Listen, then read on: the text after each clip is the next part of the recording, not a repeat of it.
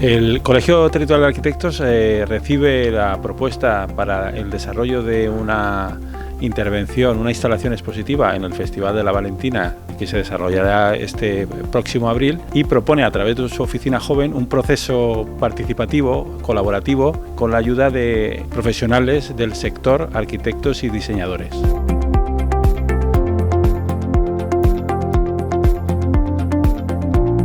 La Valentina es la fiesta urbana que promocionamos desde la Delegación de Desarrollo Urbano del Ayuntamiento de Valencia para promocionar los valores del urbanismo y de la arquitectura entre los ciudadanos, en nuestros barrios,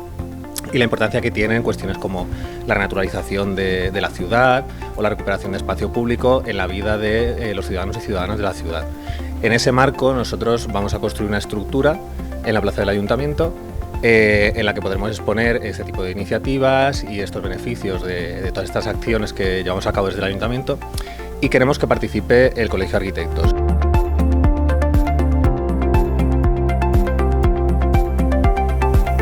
Vamos a contar las cosas que hemos hecho relacionadas con arquitectura efímera y escaparatismo,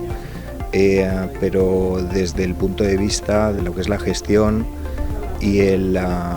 tratamiento del presupuesto y de los plazos, y cómo esas dos cosas que no se suelen tener en cuenta influyen en el resultado final y en la gestación del propio proyecto.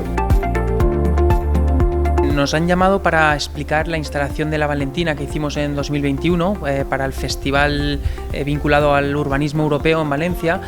Y hicimos una instalación que era un anillo, un espacio de unos 8 metros de diámetro